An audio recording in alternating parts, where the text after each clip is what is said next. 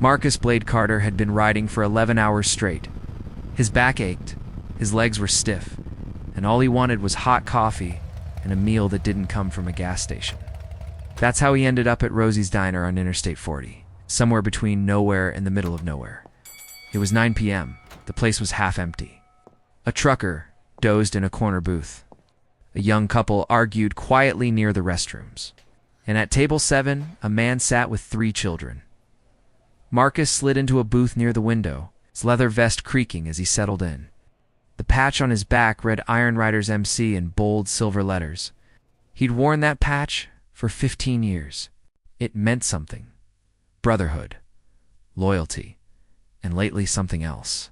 Protection for those who couldn't protect themselves. A waitress approached his table. She was maybe late 20s, dark hair pulled back in a ponytail, tired eyes that had seen too much. Her name tag said Sofia. "Coffee?" she asked, her voice steady, but her hands shaking slightly as she held the pot. "Please, black, and whatever your cook makes best. Meatloaf's good tonight." She poured the coffee, then paused. Her eyes flicked toward table 7, then back to Marcus. She set down a folded napkin next to his cup. "I'll get your order in," she said, a bit too quickly, and walked away. Marcus unfolded the napkin. Written in hurried handwriting, "Table 7, those aren't his kids. Check the van outside. White Dodge. License TXH 4739. Please help them." Marcus's jaw tightened. He casually glanced toward table 7. The man was maybe 40, clean-cut, wearing a polo shirt and khakis. He looked like every suburban dad in America. The 3 children sat rigid in their seats. 2 girls, maybe 8 and 10 years old. 1 boy, around 6. None of them were eating. None of them were talking. They just sat there, staring at their plates with hollow eyes. The man smiled at them. "Eat up, kids. We've got a long drive ahead." None of them moved. Marcus pulled out his phone and texted Ace's VP. "Need eyes on a situation. Rosie's Diner, I-40, mile marker 89. Possible trafficking. White Dodge van, TXH 4739. Get here quiet." 3 dots appeared immediately. 20 minutes out. Gunner and Knox with me. Marcus took a sip of his coffee and watched. The man at table 7 paid his bill in cash, then stood. "Come on, kids. Let's go." The children stood mechanically, like robots following commands. As they walked past Marcus's booth, the youngest girl's eyes met his for just a split second. There was no emotion there. Just emptiness. Like she'd learned a long time ago that hope was a dangerous thing. They left the diner. Through the window, Marcus watched them climb into the white van. The man locked the doors from the outside before getting into the driver's seat. Sofia appeared at Marcus's table, her face pale. "You saw the note?" "I did." "Who are you, and how do you know they're not his kids?" She sat down across from him without asking, her hands trembling. "My name is Sofia Reyes. 5 years ago, I was one of those kids." Marcus went very still. "Explain." "I was 16, runaway. Stupid kid who thought she could make it on her own. A man picked me up at a bus station in Albuquerque. Said he'd give me a ride. Instead, he sold me to a trafficking ring. I spent 2 years being moved from place to place, truck stop to truck stop, motel to motel. They told me if I ran, they'd kill my little sister. I believed them." "How'd you get out?" "A truck driver noticed something was off. Called the cops. I got lucky. Most girls don't." She looked toward the parking lot where the van was still idling. "I recognized the signs. Those kids are too quiet, too obedient. And that man, I recognize him." Marcus's eyes narrowed. "You know him?" Sofia's voice dropped to a whisper. "His name is Kenneth Walsh. He was one of the transporters. He'd move us between locations. Always played the family man role. Polo shirts, minivans. He'd even stop at diners like this. Let us eat in public, so we looked normal. But we knew better than to say anything. He told us our families were dead, that no one was looking for us, that if we tried to run, We disappear. And you're sure it's him? I'll never forget his face. Tears welled in her eyes. I've had nightmares about him for 5 years. Aquez's phone buzzed. Ace, we're pulling in. What's the play? Marcus texted back. White Dodge van, north end of parking lot. Driver is inside with 3 kids. Don't spook him. Waitress confirms he's a trafficker. She's a survivor who recognizes him. He looked at Sofia. I need you to do something hard. Can you get his license, registration, anything that proves those aren't his kids? How does he know you? Would he recognize you? Sofia thought for a moment. I look different now. Older, different hair. And it's been 5 years. He transported dozens of girls. I was just another face. And go back to his table. Tell him he left his credit card. See if he'll open his wallet. Take a picture if you can. Sofia's face went white. I can't. I can't go near him. Marcus reached across the table and placed his hand on hers. Sofia, you escaped. You survived. You're not that scared kid anymore. You're the woman who saw something wrong and spoke up. Those 3 kids in that van right now? They're where you were 5 years ago. And you might be the only person who can save them. Sofia closed her eyes, took a deep breath, and nodded. Okay, I'll do it. She stood, walked to the register, grabbed a random credit card from the lost and found box, and walked out to the parking lot. Marcus watched through the window. Sofia approached the van and knocked on the driver's window. Kenneth rolled it down, looking annoyed. Sofia held up the card and said something. Kenneth shook his head. Sofia apologized and walked back inside. When she returned to Marcus's booth, her hands were shaking but her eyes were fierce. I saw the kids up close. They have marks on their wrists, fresh bruises, and I saw a bag in the front seat. It had zip ties, duct tape, and a taser. Marcus's blood went cold. Did he recognize you? No, but Marcus, we can't just call the cops. If he sees police, he'll run.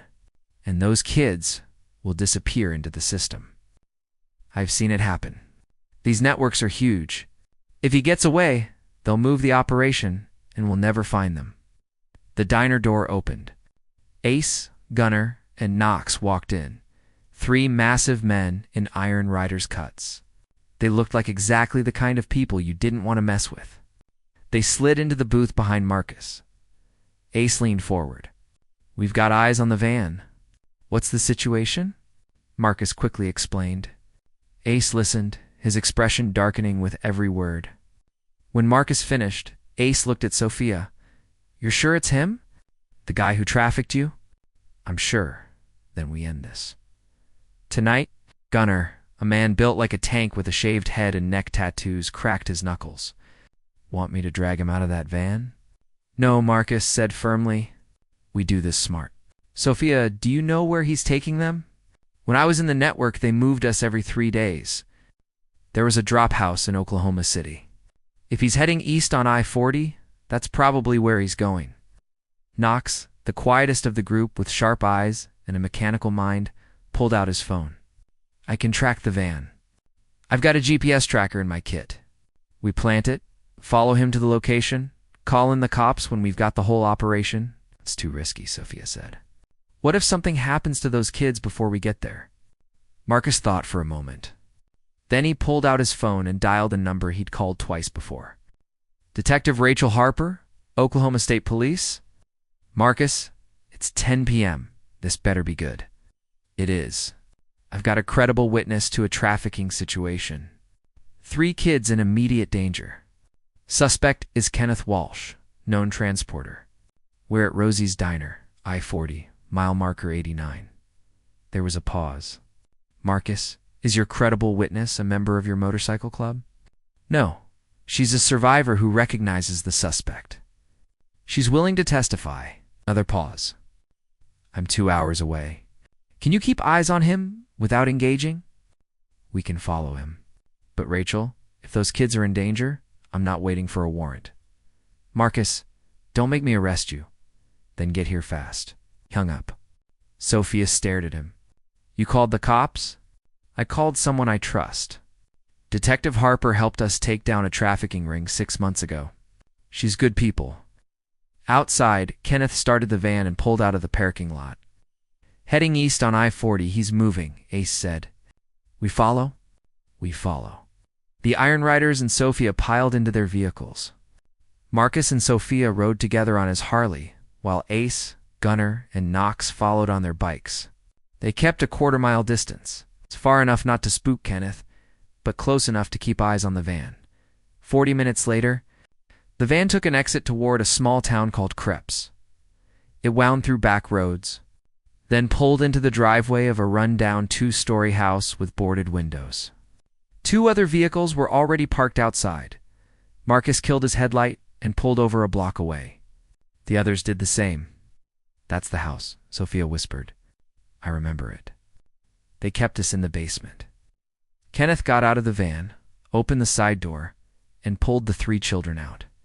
A woman came out of the house, greeted him, and ushered the kids inside. The door closed. Marcus dialed Detective Harper. We've got a location. 428 Elm Street, Kreps, Oklahoma. Suspect just delivered 3 children. There are at least 2 adults inside, possibly more. Former victim confirms this is a known trafficking house. I'm 40 minutes out. Do not go inside, Marcus. Wait for backup. 40 minutes is too long, Marcus. He hung up. Ace looked at him. What's the call, Blade? Marcus looked at Sofia. How many exits does that house have? 2. Front door and back door through the kitchen. The basement has windows, but they're barred. How many people were usually inside when you were there? 3 or 4, but they're armed. They always had guns, Gunnar grinned. So do we. Marcus shook his head. We're not starting a gunfight with kids in the building. We go in smart. Knox pulled out a small duffel bag. I've got a breaching kit. Flashbangs, bolt cutters, and a ram. We hit both doors simultaneously, fast and loud. Overwhelm them before they can react. And if they use the kids as shields? Sofia asked quietly. Marcus met her eyes. Then we adapt. But we're not leaving those kids in there. 10 minutes later, they were in position. Marcus and Gunnar at the front door, Ace and Knox at the back. Sofia stayed with the bikes, phone ready to call 911 if things went wrong. Marcus counted down on his radio. 3, 2, 1. Go. Both doors exploded inward simultaneously. Marcus burst into the living room, Gunnar right behind him. 2 men were inside, both reaching for weapons. Gunnar tackled one before he could draw. Marcus closed the distance on the second, slamming him against the wall. Where are the kids? Marcus growled. The man spat in his face. From the back of the house, Ace's voice, We've got the woman. Kitchen secure. Marcus heard crying from below. The basement. He zip-tied the man's hands and ran toward the basement door. It was locked from the outside. Gunnar handed him the bolt cutters. Marcus snapped the lock and threw open the door. The basement was dark, lit only by a single bare bulb. And there, huddled in the corner, were the 3 children from the diner. Plus 4 more. 7 kids total. Ages ranging from maybe 5 to 13. Marcus knelt down slowly, making himself smaller, less threatening. Hey, my name's Marcus. I'm here to help. You're safe now. The oldest girl, maybe 13, stared at him with hollow eyes. That's what they all say, But I'm telling you the truth. There are people upstairs who are going to take you somewhere safe. And the people who hurt you, they're never going to touch you again. Sirens wailed in the distance. Detective Harper had arrived. 20 minutes later, the house was swarming with police. Kenneth Walsh, the woman, and 2 other men were in handcuffs. The 7 children were wrapped in blankets. Being checked by paramedics, Detective Harper approached Marcus, her expression a mix of anger and respect. You couldn't wait 40 minutes? Would you have? She sighed. Probably not. She looked at Sofia, who was standing near one of the ambulances, watching the children. That's your witness? Sofia Reyes. She was trafficked by this same network 5 years ago. She recognized Walsh and the house. Harper walked over to Sofia. "Ms. Reyes, I'm Detective Harper. I need to ask you some questions." Sofia nodded. "I'll tell you everything. But first, can I talk to them?" She gestured toward the children. Harper hesitated, then nodded. Sofia walked slowly toward the oldest girl. "The 13-year-old," Hood said. "That's what they all say." She knelt down beside her. "My name is Sofia. 5 years ago, I was where you are right now. I was in a house just like this one. I was scared. I didn't think anyone would ever find me. But someone did. And tonight, someone found you." The girl stared at her. "You got out?" "I did, and so will you. It's going to be hard. It's going to take time. But you're going to be okay. I promise."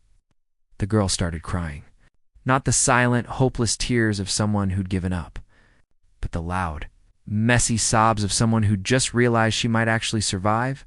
Sofia held her while she cried. 3 hours later, the scene was finally clear.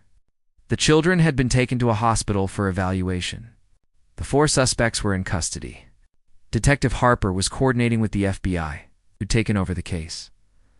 Marcus stood with his crew in the diner parking lot, exhausted. Sofia walked over, her eyes red but clear. "Thank you. For believing me? For acting? You saved those kids, Sofia, not me. We saved them together." She paused. "Detective Harper said the FBI found records in the house. This network has moved over 50 children in the past 3 years. Because we stopped Walsh tonight, they're going to be able to track down more locations, find more victims." Ace lit a cigarette. 50 kids. Jesus, how many will they find? Gunner asked. Harper thinks maybe 30 are still in the system. The rest. Sofia's voice trailed off. "We'll find them," Marcus said. "However long it takes, we'll find them." Sofia looked at the Iron Riders, these rough, scarred men who'd just risked everything for children they didn't know. "Why do you do this?" "You're a motorcycle club." "You could be doing anything else," Marcus thought for a moment.